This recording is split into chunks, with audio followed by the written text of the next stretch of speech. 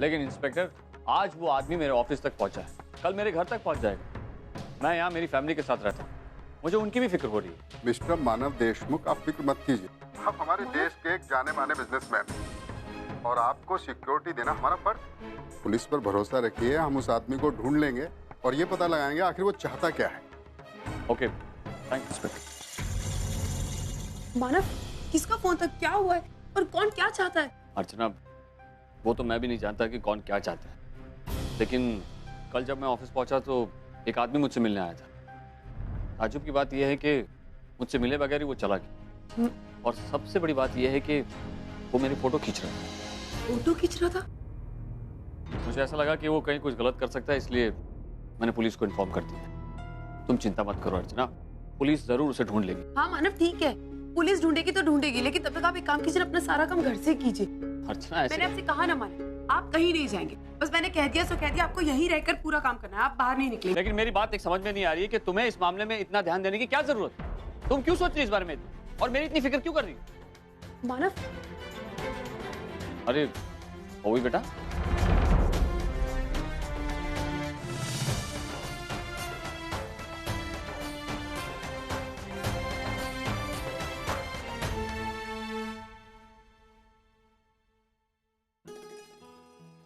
बाबा, वो मिस्टर तनेजा आपको ये फाइल देना चाहते थे। आप ऑफिस में बिजी थे तो इसलिए उन्होंने मुझे दे दी। थैंक यू बेटा। बाबा, अगर मैं कल ऑफिस ना आऊँ तो चलेगा? क्यों बेटा, तुझे हमारा ऑफिस पसंद नहीं है? ऐसी कोई बात नहीं है बाबा। एक्चुअली आजी का पैर बहुत ज़्यादा दुख रहा है, तो मैंने सोचा कि घर में ही रहकर। कोई बात नहीं, तू आजी का ख्याल रख।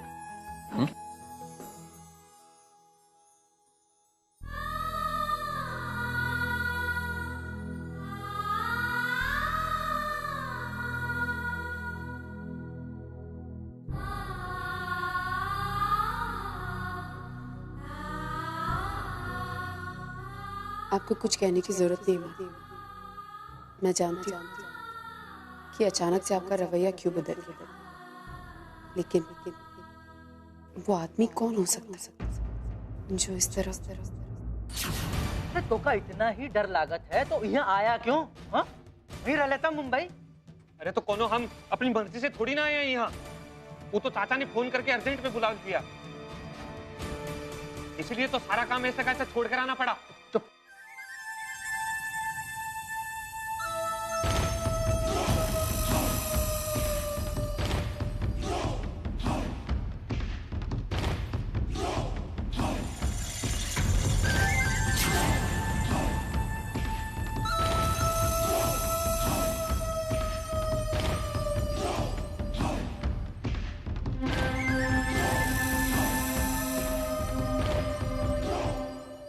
वो चाचा, वो क्या है ना, उस आदमी का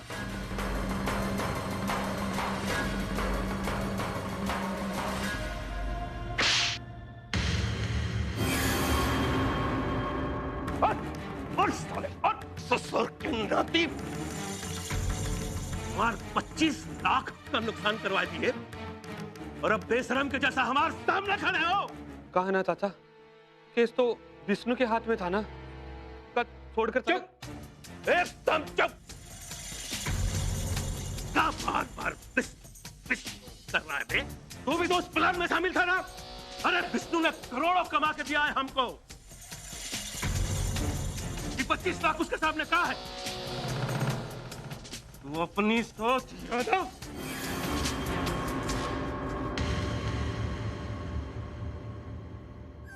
हमेशा कहता रहता था कि चाचा हमको मुंबई भेजो, मुंबई भेज दिया ना साले।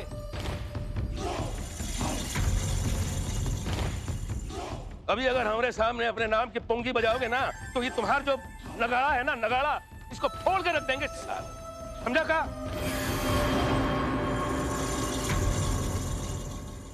अभी आने वाले दिनों में हम लोगों को बहुत बड़ा बड़ा काम करना है। विष्णु को हमने पहले एक काम दे दिया, वो कनाडा वाले मानव देशमुख की सारी जानकारी निकालनी है उनका। मधु श्रावणी के दिन एक दिन के लिए यहाँ आएगा और अगले ही दिन मुंबई वापस चला जाएगा। इस बार आप सब लोग उसके साथ रहोगे और एक बात ध्यान से सुन लो, इस बार हमको प्लानिंग में कौनो लापरवाही नहीं चाहिए। अरे वो विष्णु भी तो रहीम खान के केस का हिस्सा था, लेकिन मार पड़ी सिर्फ यादव को। काहे हमेशा ऐसे ही होता है, सिर्फ विष्णु आपका बेटा है, इस वास्ते उसको कोनो कुछ ना बोलत रही। एक बात अच्छी तरह सुन लीजिए और अपनी खोपड़िया में भी अच्छी तरह डाल लीजिए।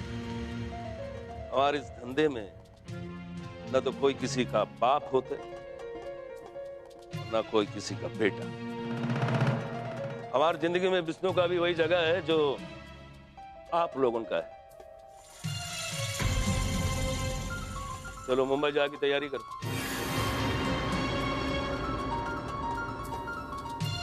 क्या हुआ है?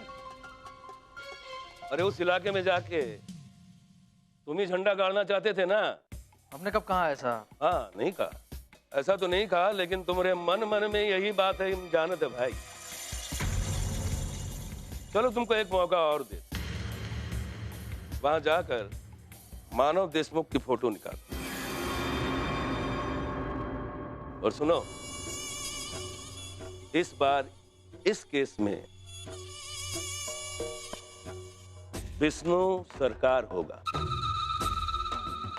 हम नहीं, वो जो फैसला करेगा तुम लोग साथ रहो, समझो? अभी में कौन सी नई बात है, वो तो हमेशा ही होता है। विष्णु को हर केस में मुखिया बनने का मौका मिल जाता है और हम लोग तो बस विष्णु की तरह बनना है ना, तो पहले जाओ विष्णु के जैसा केस का नतीजा लेकर आओ। अरे यहां बैठकर बड़ी बड़ी बात करने से कुछ नहीं होगा। दस्तूर के नाती से जाओ, चलो मुंबई जाकर तैयारी करो। और सुनो, विष्णु के लिए अपने मन में कोई जहर मत रखना, उसके साथ शांति से रहोगे, तुम्हारी जिंदगी में शांति रहेगी। हमार खातिर गंद पहले आवत है, विष्णु बाद में।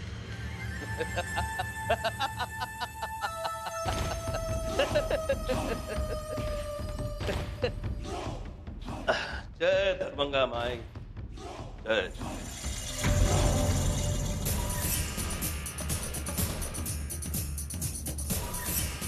सरकार, अभी साला विष्णु को भी सरकार कह के बुलाना पड़ेगा, साला ससुर का नाती। अच्छा फारूक भाई, चलता हूँ मैं। अरे एक मिनट राहुल, बात सुन। तेरे को उस आदमी का काम के लिए नंबर दिया था, फोन किया था तूने उसको? नहीं फारूक भाई, नहीं कर पाया। आज कर लूंगा। लेकिन क्यों नहीं किया? हाँ, आज करूंगा का क्या मतलब? अरे तुम लोगों को क्या मजाक लग रहा है? अरे कुछ ही दिनों में मैं गैरेज बंद करने वाला हूँ। अरे एक मिनट अर्जुन, अगर गैरेज बंद हो जाएगा उसके बाद में तुम लोग काम ढूंढने जाओगे क्या? मैंने कुछ लोगों से ऑलरेडी तुम लोगों के लिए बात करके रखा है, मगर तुम लोगों के उनसे मिलने भी नहीं जा सकते। इतने सालों से काम कर रहे हो मेरे साथ में, कुछ सीखे होगे नहीं तुम लोग? फारूक भाई आराम से बैठिए। तुम लोगों से तो बात करना ही बेकार है। मिस्टर फारूक। हाँ, ये आपका कुरियर, यहाँ साइन कर दीजिए। Thank you sir.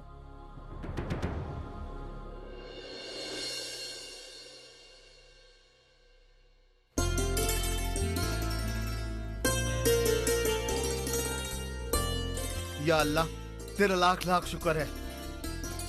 अरे अर्जुन, अपना गैरेज बच गया यार।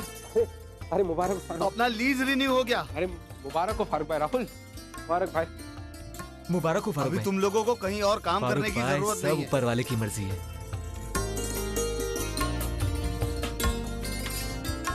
ये ले राहुल, जा मिठाई लेके आ। हाँ फारूक भाई। Okay bye. या हाँ अर्जुन बोलो। Thank you. सो लीज के पेपर्स मिल गए? यस, मिल गए dad. I love you dad. Thank you. That's alright.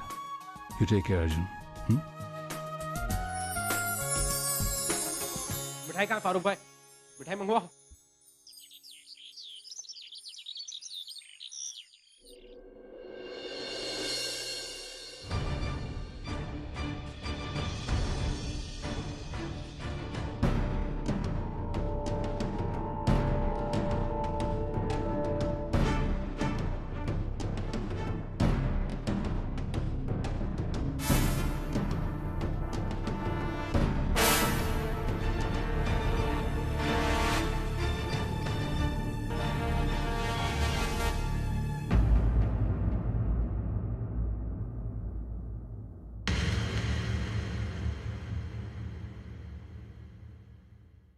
सही पहचाना आपने।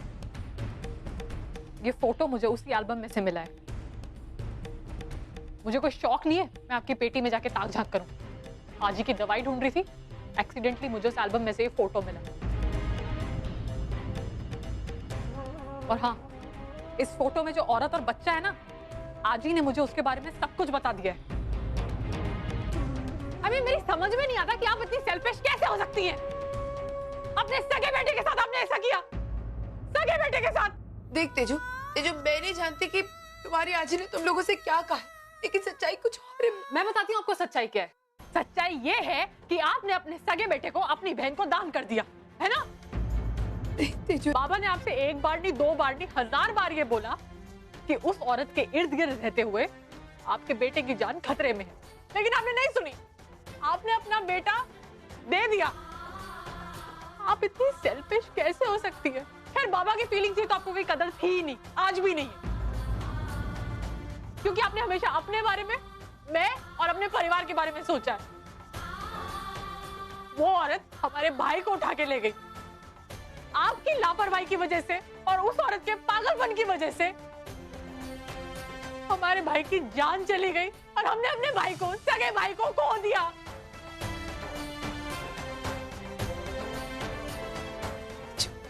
हमारा भाई था वो। तेजू, मेरी बात सुन तेजू। देख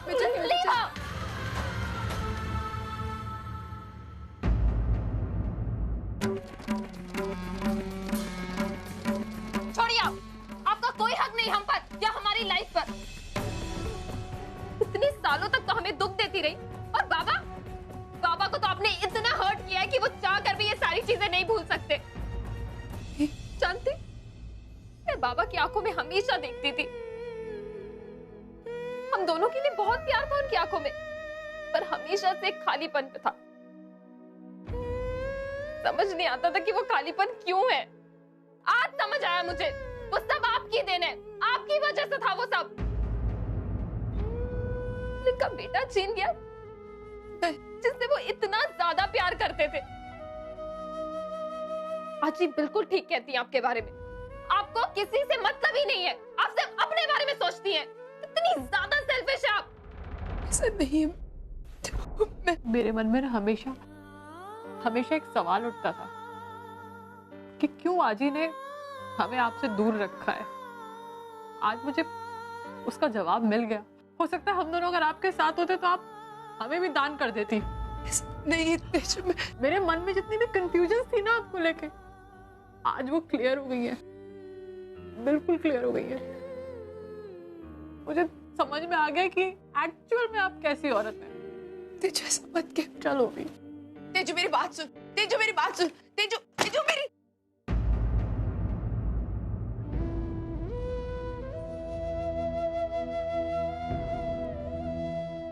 अपने सोहम की गुनहगार तो थी।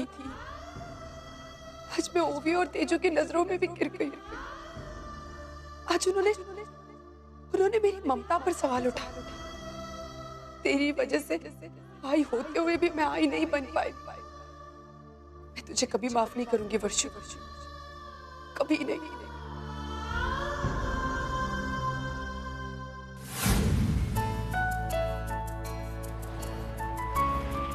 हाय, आई एम रियली सॉरी, काफी लेट हो गया ना।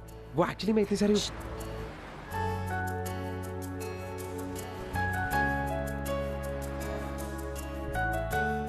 आप बोलो। ये क्या था? अच्छा ये सब छोड़ो, तुम्हें पता है मुझे तुम्हें कितनी सारी बातें बतानी है। वो एक्चुअली तुम्हें फारूक भाई पता है? फारूक भाई मेरे गैराज के ओनर। हाँ। वो एक्चुअली उनकी थोड़ी सी प्रॉब्लम्स चल रही थी। क्या हुआ? कि गैराज का लीज एक्सपायर हो रहा था और उनके पास इतने पैसे नहीं थे कि वो अपनी लीज रिन्यू कर सके। उस वक्त मैं गैराज में ही था जब वो ये डिसीजन ले रहे थे कि उन्हें गैराज बंद करना है। पूर्वी, एक्चुअली मैंने पहली बार देखा कि कैसे एक छोटे से गैराज से कितने सारे लोगों की जिंदगी जुड़ी हुई है। किसी को अपने बेटी की शादी की चिंता, किसी को बच्चों की पढ़ाई की चिंता, किसी का घर खर्च, किसी के माँ बाप की तबीयत। आई मीन, इतनी छोटी सी जगह में, इतनी छोटी सी इनकम में लोगों की जिंदगी चलती है। आई डोंट नो, मुझे पहली बार ऐसा एहसास हुआ कि मैं बहुत रूथलेस था ना, कि मैं अपने प्रॉफिट के लिए किसी को भी निकाल देता। और ये सोचता भी नहीं था कि ये जो थोड़ी सी सैलरी वो लोग मुझसे ले रहे हैं उनसे उनकी जिंदगी चलती है। एंड मुझे ऐसा लगा कि मुझे कुछ करना चाहिए। तो मैं डैड से मिला। मैंने डैड से बात की, मिला, और डोंट वरी, तुम फारूक भाई का पूरा नाम और उनका अकाउंट नंबर मुझे टेक्स्ट कर देना। I will handle it. And guess what, dad ने वो लीज एक्सपायर होने से बचा लिया। वाओ। डैड ने सारे पैसे दे दिए और जब कुरियर के पेपर्स हमारे गैराज में आए तो फारूक भाई was so happy. In fact Farooq भाई नहीं, सब लोग, I mean everyone was so happy. And you know, इन सारी चीजों में सबसे अच्छी बात क्या है कि इन सबकी खुशी का कारण मैं था। आई मीन लोग हंस रहे थे, it was because of me. I swear to God, मुझे बहुत अच्छा लगा। एंड मुझे नया अर्जुन बहुत पसंद है। मुझे भी। Just a minute.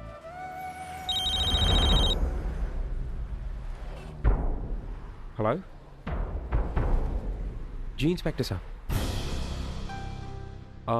जी मैं आता हूँ। क्या हुआ अर्जुन? इंस्पेक्टर ने तुम्हें कॉल क्यों किया? एक्चुअली मुझे नहीं पता, बस पुलिस स्टेशन बुलाया।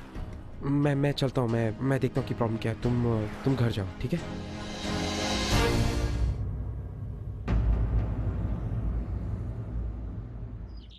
भाई बस बात यह है कि तेजू और ओवी की गलतफहमियां मुझे लेकर और बढ़ गई। क्या सोच रही है मेरे बारे में, कैसे? अर्जुन, तुझे अभी भी ऐसा लगता है कि वो दोनों सोच रही है? अरे नहीं, सविता ताई ये जो उल्टी सीधी बातें कर रही है ना, उनकी वजह से वो दोनों ऐसा सोचने के लिए मजबूर हो गई है। तू ये बात क्यों नहीं समझ रही है? लेकिन मुझे सब कुछ साफ साफ दिखाई दे रहा है। तेरी बेटियों को तेरे खिलाफ भड़काने के लिए उन्होंने ये सोहम की चाल चली। देख अर्जुन, तेरे और मानव के तलाक के लिए अभी कुछ दिन बाकी है और वो नहीं चाहती कि उनके परिवार का कोई भी सदस्य तेरे बारे में अच्छा सोचे। भाई देख, सिर्फ इतना जानती हूँ कि ओवी तेजू को ये सच्चाई कभी ना कभी पता चलनी है और ये उन दोनों का हक बनता है। हर चीज जानने का उनका हक है। आई बस तकलीफ तब होती है जब सोहम के साथ जो कुछ भी हुआ उस चीज का जिम्मेदार वो मुझे ठहराते। मुझे बहुत तकलीफ होती है। भाई तुझे पता है उन्होंने मुझसे क्या कहा? कि मैं स्वार्थी हूँ, मैंने अपने बेटे को दान दे दिया। ना मैंने कभी मानव के बारे में सोचा, ना कभी अपने बच्चों के बारे में। ऐसा कैसे कह सकती है वो दोनों? अरे वही तो मैं तुझे समझा रही हूँ। सविता ताई ने ये उल्टी सीधी बातें उनके दिमाग में भर दी है और उन्हें ऐसा सोचने के लिए मजबूर किया है। और मानव ने तो सब कुछ जानते हुए भी कुछ नहीं कहा होगा। नहीं आई, मानव घर पे नहीं थे। अगर वो होते तो वो सच्चाई बताते और मैं मानव से इस बारे में बात करूं। वो बच्चियों को जरूर सच्चाई बताएगी और सब कुछ क्लियर कर देंगे। हद हो गई अर्जुन, तुझे अभी भी ऐसा लगता है कि वो तेरा साथ देगा? अरे सोहम के मामले को लेकर ये तेरे और मानव के बीच में इतनी बड़ी गलतफहमी हुई थी ना। सोहम के बिछड़ने के लिए उसने तुझे जिम्मेदार ठहराया था और इसीलिए वो तुझसे तलाक लेना चाहता था। वो क्या तेरा साथ देगा? मैं नहीं जानती कि मानव मेरा साथ देंगे या नहीं, लेकिन मैं इतना जरूर जानती हूँ कि वो सच्चाई का साथ जरूर देंगे। चाहे वो सच्चाई मेरे लिए हो या मेरे खिलाफ। पर आई, जहां तक वर्षों का सवाल है, आई मैंने सोहम को उसे कुछ पल के लिए दिया था क्योंकि उसकी हालत खराब। मैं सिर्फ अपनी बहन को बचाना चाहती थी, कुछ नहीं। किस बहन की बात कर रही है तू?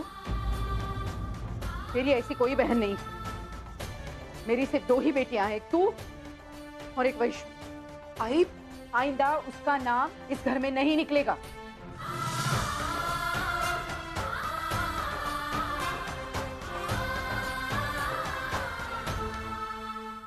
आई, जिस तरह तू कभी वर्षों को माफ नहीं कर सकती, उस तरह मैं भी उसे कभी माफ नहीं कर सकती। लेकिन मैं जानती हूँ कि कि उस पर 18 साल पहले क्या बीती थी। मैं जानती हूँ